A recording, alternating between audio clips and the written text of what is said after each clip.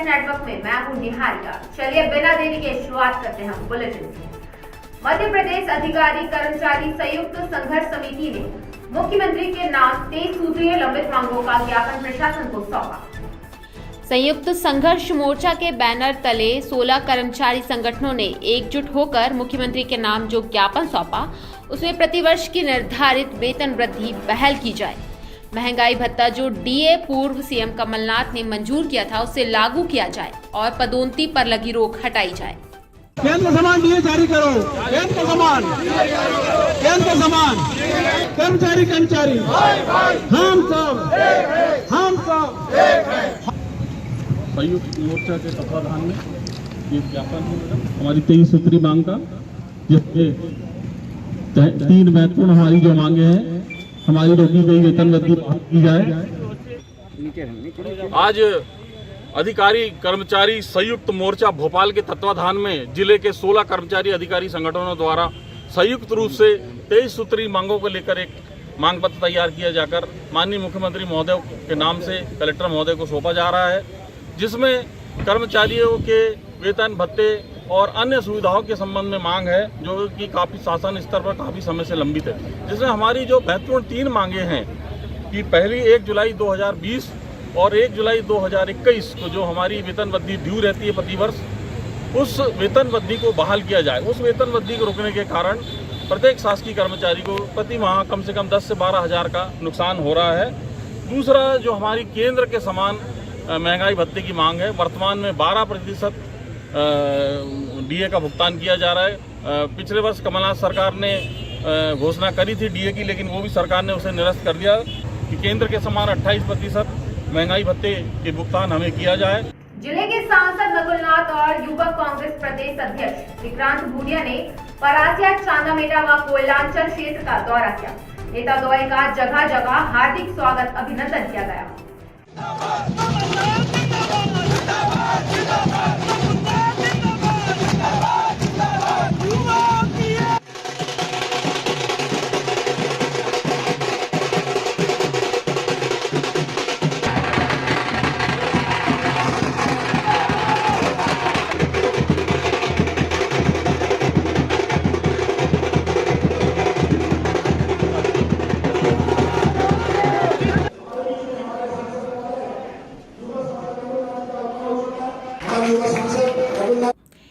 INTUC union के सभा कक्ष में एनआईआईटी द्वारा आयोजित कार्यक्रम में जिले के सांसद नकुलनाथ ने स्टूडेंट्स को सर्टिफिकेट प्रदान किए। इस अवसर पर सांसद नकुलनाथ ने 300 स्टूडेंट्स की कोर्स फीस जमा की और कौशल से कुशल तथा समृद्ध भविष्य की शुभकामनाएं दी। हमारे सांसद महोदय नकुलनाथ जी से अपने प्रमाण पत्र लेने, साइबर सिक्योरिटी के सर्टिफिकेट अल्फेज मुहम्मद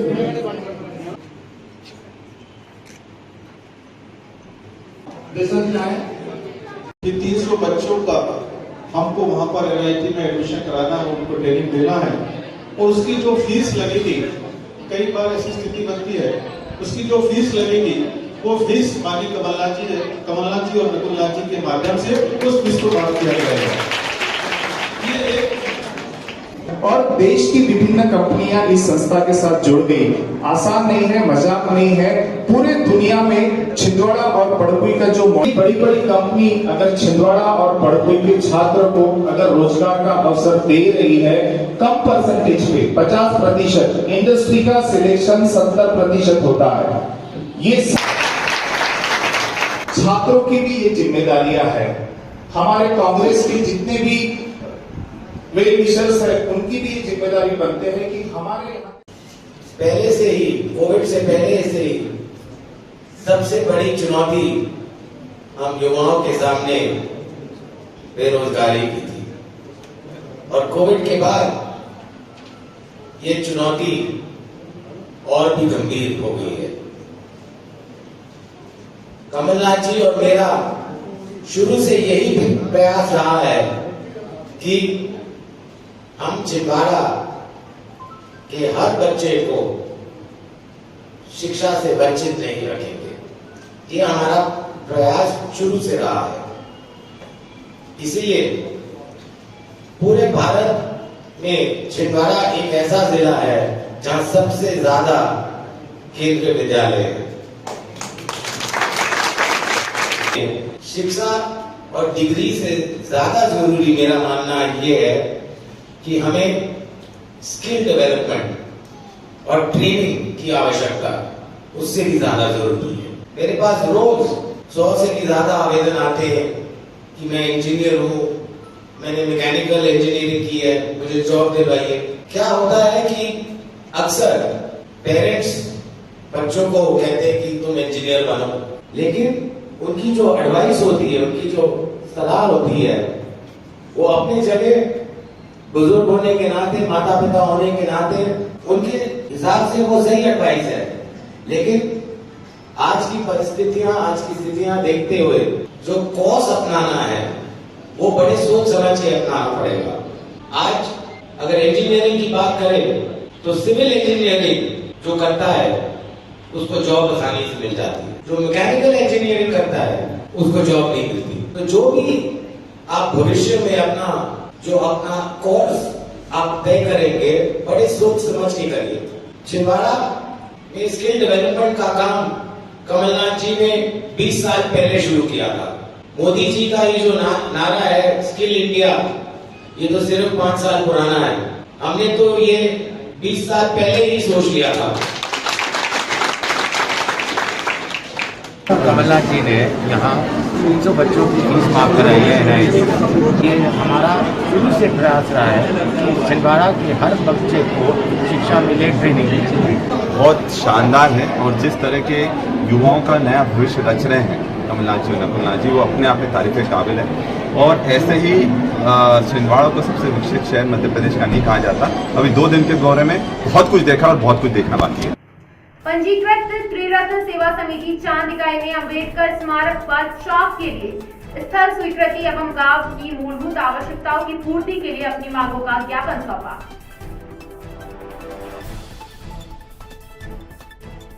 त्रिरत्न सेवा समिति चांद के द्वारा नगर परिषद चांद में ज्ञापन सौंपा गया।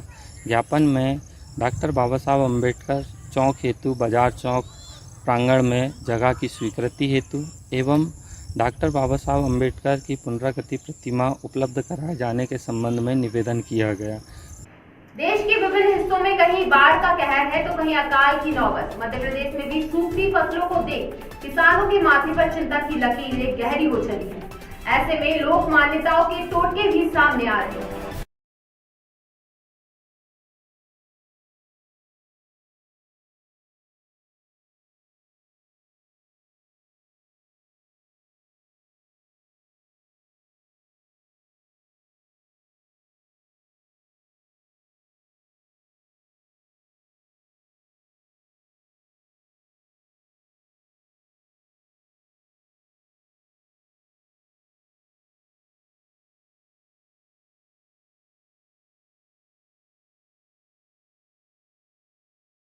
एक मान्यता के अनुसार मेंढक मेंढकी की शादी करवाई जाती है, जिसमें मुसल में बैठकर मेंढक राजा की बारात निकाली जाती है और फिर नाच गाकर शादी की रस्म पूरी करते हैं। फसल की रक्षा के लिए किसान अब भगवान को जुहार विनती के साथ पुराने टोटके भी आजमा रहे हैं।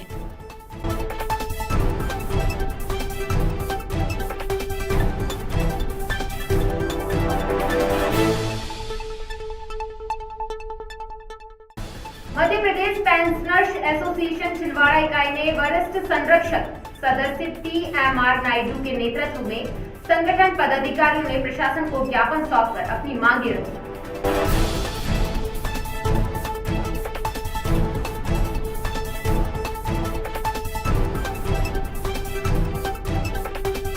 मध्य प्रदेश पेंशन एसोसिएशन के पास पेंशनर्स की शिकायतें आ रही हैं कि छिंदवाड़ा जिला चिकित्सालय में चिकित्सकीय व्यवस्था उचित नहीं है तथा पेंशनरों को तो मध्य प्रदेश शासन के आदेशानुसार मुफ्त चिकित्सा सेवाएं, लैब टेस्टिंग वगैरह सब का अधिकार मध्य प्रदेश शासन ने और निर्देश भी दिया, मगर जिला चिकित्सालय उसको फॉलो नहीं कर रहा। और जो वरिष्ठ नागरिक और पेंशनर्स वहाँ भर्ती होते हैं उनसे अनाप शनाप चार्जेस करते हैं, 300 रुपये बेड का और सारी टेस्टों के चार्ज। इसके अलावा वहाँ जो चिकित्सा में जो कक्ष हैं उसके आसपास जो लेड बाथ हैं वो इतने गंदे रहते हैं कि कोई जा नहीं सकता उसमें। और चिकित्सक जो है वहाँ आते हैं और अपने अपने चिन्हित यानी जो उनके प्राइवेट अस्पताल में जो मरीज़ हैं उनको देख के चले जाते हैं, जनरल मरीजों को देखते नहीं।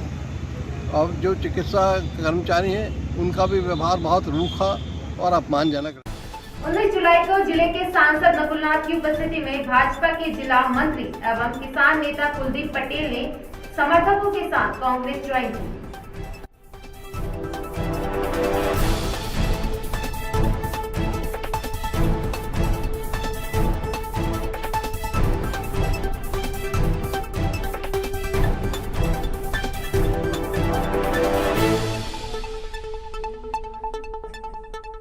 मैं अपनी घर वापसी कर रहा हूँ कांग्रेस पार्टी में।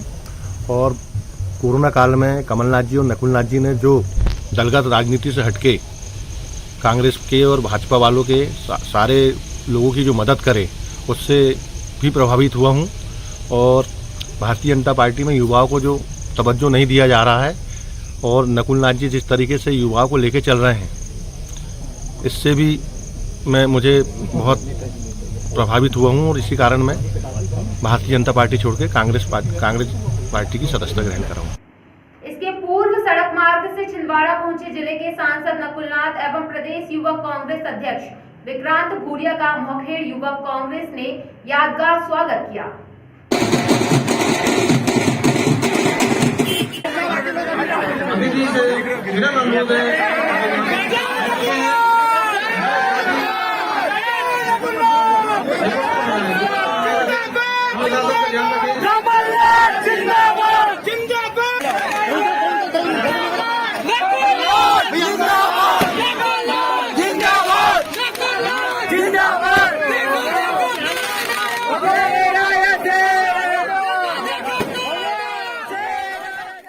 से तो मैं अक्सर गुजरता हूँ जब मैं शिकारपुर की ओर जाता हूँ, लेकिन रुकना नहीं बनता।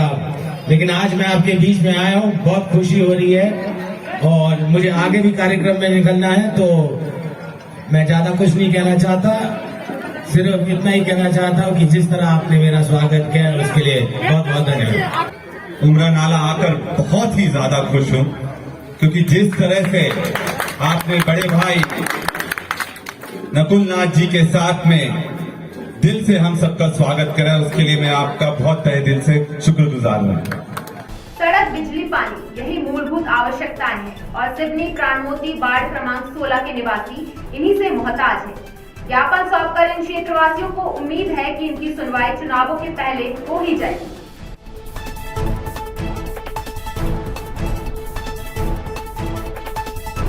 सड़क और पानी की ये समस्या, और 2-2.5 साल हो गए हैं हम लोग वहाँ रह रहे और बहुत सारे भोला देव तेकड़ी सुनी प्राणमोती वहाँ रहते, वार्ड क्रमांक 16 में रहते।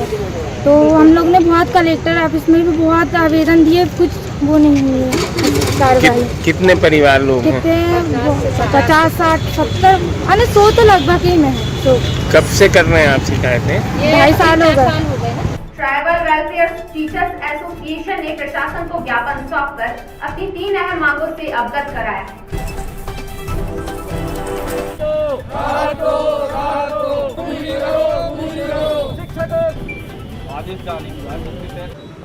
डीए और वेतन वृद्धि जो रुकी हुई है केंद्रीय सरकार ने उन्हें दे दिए हैं केंद्रीय कर्मचारियों को, तो हम भी चाहते कि स्टेट गवर्नमेंट हम लोगों को डीए इंक्रीमेंट तत्काल उपलब्ध कराए। दूसरी बात, अभी स्कूल शिक्षा विभाग से 1 फरवरी 2021 को एक आदेश हुआ है जिसमें हमारे 2018 से पहले और बाद वाले अध्यापक संवर्ग के परिवार के लिए अनुकंपा नियुक्ति में शिथिलीकरण किया गया है, जिसमें एक प्रयोगशाला सहायक का पद भी उन्हें अलग से दिए हैं।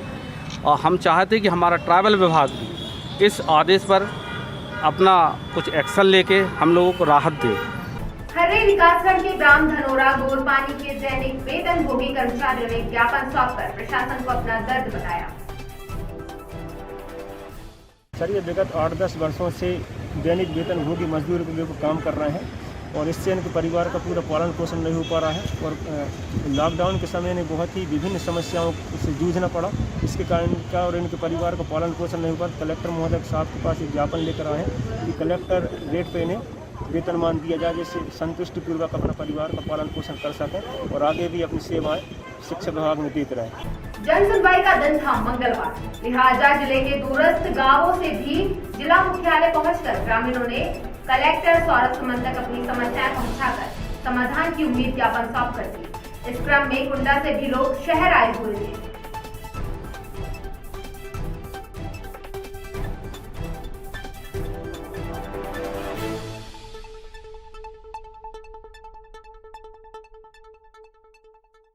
हमारे ग्राम में सार्वजनिक स्थलों पर, धार्मिक स्थलों पर व्यक्ति विशेष के द्वारा किए जा रहे अतिक्रमण की शिकायत लेकर जिलाध्यक्ष महोदय के यहाँ आए।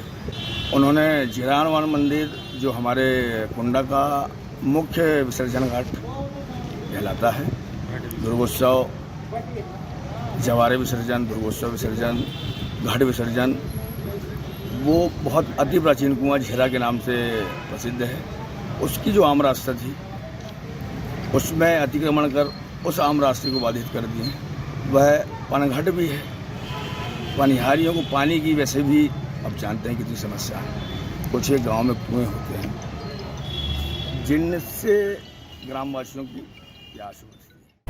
सिंधी सहयोग समिति ने नेत्र शिविर का आयोजन किया। मोहन नगर सिंधी भवन में आयोजित इस जांच एवं उपचार शिविर में विशेषज्ञ चिकित्सकों ने सेवाएं दी।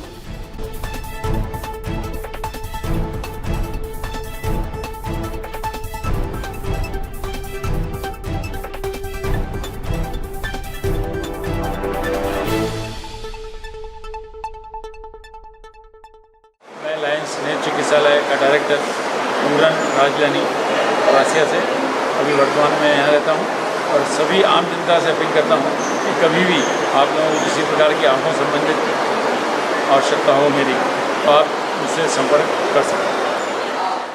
पर्यावरण संरक्षण के लिए निगम ने पॉलीथिन के खिलाफ मुहिम प्रारंभ कर रखी है। निगम की टीमें औचक छापामार कार्रवाई कर जुर्माना भी ठोक रही है।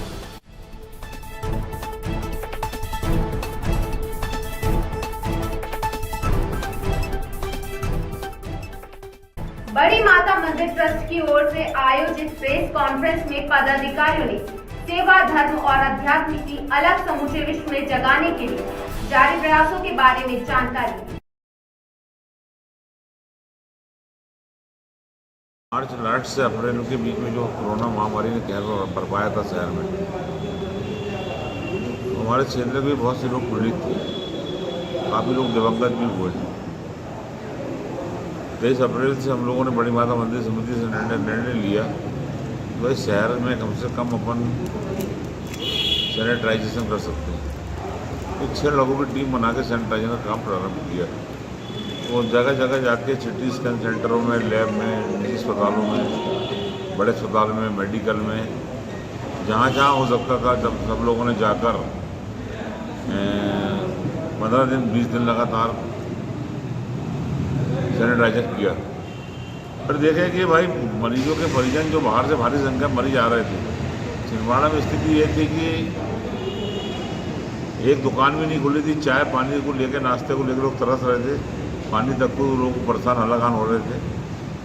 तो हमारे साथी अध्यक्ष महोदय वगैरह सबने दुख महसूस किया और उसके बाद फिर 23 अप्रैल से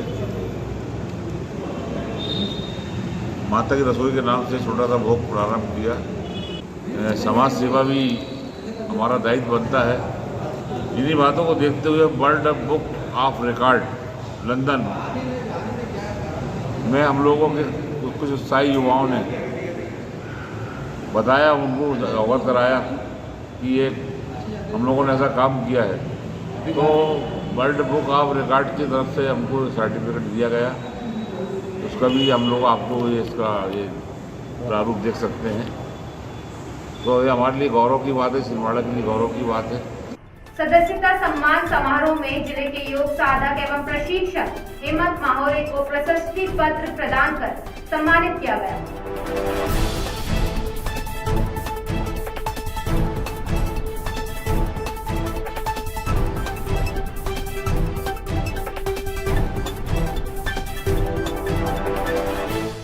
आषाढ़ी एकादशी के अवसर पर प्रतिवर्षानुसार इस वर्ष की गजानन गुणगान मंडल एवं श्री शिरडी साई सेवा समिति के तत्वाधान में दिंडी यात्रा का आयोजन कोविड गाइडलाइंस का पालन करते हुए किया गया।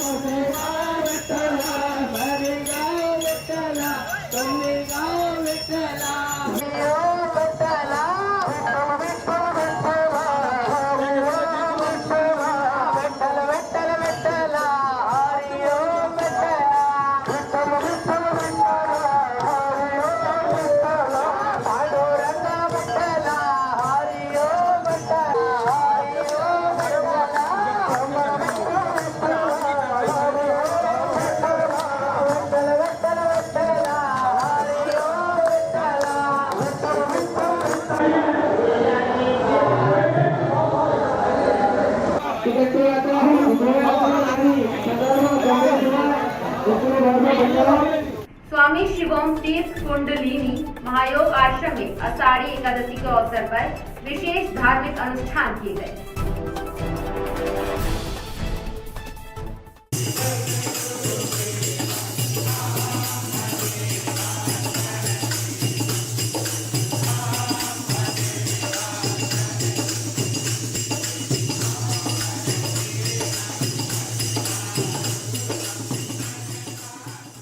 आज स्वामी ब्रह्मलीन भास्करानंद तीर्थ महाराज जी के जन्म उत्सव पर आश्रम में सुबह से ही सामूहिक साधना, रुद्राभिषेक, गुरु गीता पाठ, भजन कीर्तन भंडारा कार्यक्रम का आयोजन किया गया, जिसमें बहुत अधिक मात्रा में भक्तगणों ने उपस्थिति दर्ज कर।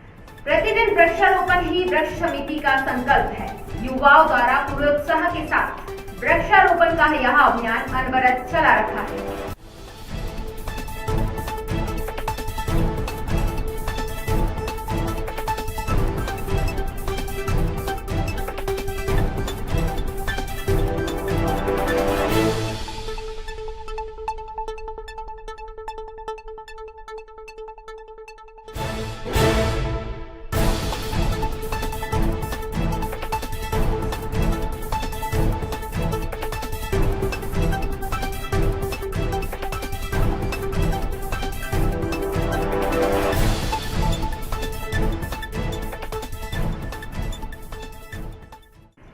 मत्स्य विभाग द्वारा मत्स्य पालन और मत्स्य उद्योग को प्रोत्साहन के लिए विशेष योजनाएं प्रारंभ कर रही है। विभाग द्वारा योजनाओं के प्रचार प्रसार के लिए विशेष प्रयास किए जा रहे हैं।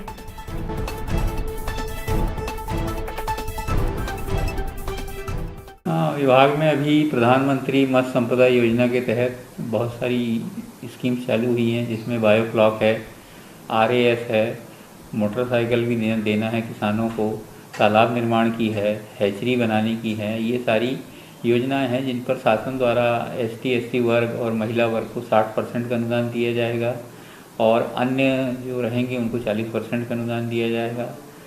हमारे ज़िले में 890 करीब ग्रामीण तालाब हैं और 108 सिंचाई जलाशय हैं जो बड़े हैं, और अभी करीब मछली बीज का सीज़न चालू हो गया है, तो 30-40 लाख अभी सीड स्टॉक हो चुका है। और अभी थोड़ा सा पानी की कमी होने के कारण अभी बीज उतना उत्पादन नहीं हो पा रहा है अपने ज़िले में। जैसा ही पानी आएगा तो हमारे जो टारगेट हैं, हमारे और निजी क्षेत्र में जो टारगेट हैं, हम उनको पूरा कर लेंगे और हर किसान को मछली का बीज विभाग से और अपनी जो निजी अपने हितग्राही जिनकी हैचरियाँ हैं उनके द्वारा उपलब्ध कराया जाएगा। इसमें किसी प्रकार की कोई दिक्कत नहीं आएगी, बीज कभी कम नहीं होगा। और इसके अलावा भी शासन ने एक क्रेडिट कार्ड, किसान क्रेडिट कार्ड योजना चालू की है, जिसमें मछली पालन संबंधित किसानों को भी क्रेडिट कार्ड उपलब्ध किया जाना है। इसके लिए हमको इस साल के लिए 210 कार्ड का टारगेट मिला है। ये थी हमारी अब तक की तमाम खबरें। कुछ और नई खबरों के साथ फिर होगी आपसे मुलाकात। तब तक के लिए हमें दीजिए इजाजत। नमस्कार।